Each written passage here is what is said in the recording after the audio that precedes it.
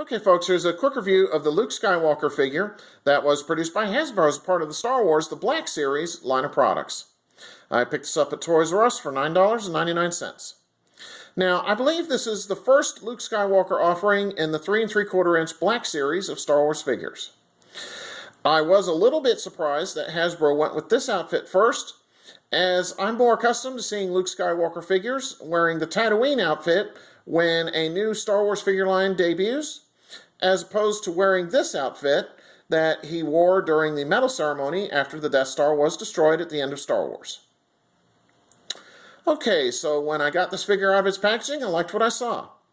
Facially, this isn't a bad likeness of Mark Hamill, the actor who portrayed Luke Skywalker in the original Star Wars trilogy. Alright, the articulation joints on this figure moved quite well right out of the packaging. I had no problem in moving the head, shoulders, elbows, wrists, hips, or knees. There is no ankle articulation on this figure, and I feel that will limit the potential for dynamic action poses.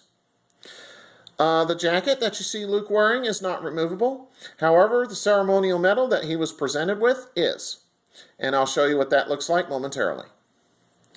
Paint apps on the figure were very nicely done with no appreciable errors to speak of. So let me pause here, zoom in, and I'll give you a closer look as to what Luke looks like.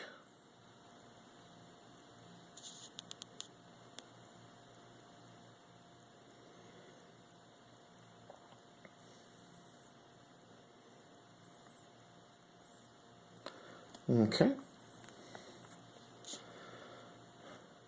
Alright, Luke comes with 4 accessories, so let me pan down real quick and I'll show you what they are. The figure stand that you see him standing on was not included in the package and was purchased by me separately. Okay, first up, here's his lightsaber in both activated and deactivated forms. The deactivated lightsaber hilt can be pegged into place near the left hip of this figure if you so choose. The lightsaber is a bit of a loose fit in his left hand, but he still holds onto it okay.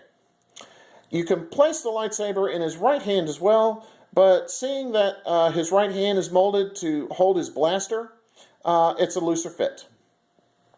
And I'll show you what the blaster looks like in just a moment. Okay, and next up, here is the blaster pistol and the medal that he received for blowing up the Death Star. The medal and its strap is unfortunately all one color, as opposed to being gold and brown, but in spite of that, it does have some good detailing on it, as you can see. The blaster pistol fits right into the holster on Luke's right leg. However, the blaster itself, it's made from a very flimsy plastic, and it feels very fragile when I hold it in my hand, so be careful not to accidentally break it. Now, removing Luke's medal off of the figure's body is relatively straightforward. All you have to do is pop the head off the figure's body, and the medal comes right off very easily with no problem. All right, back to the figure itself. What I'll do now is a quick 360 of Luke for you and let you see what he looks like from all sides.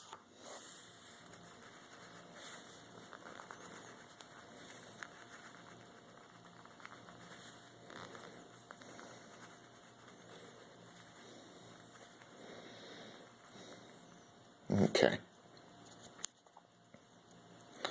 So overall, I do like this Luke Skywalker figure quite a bit.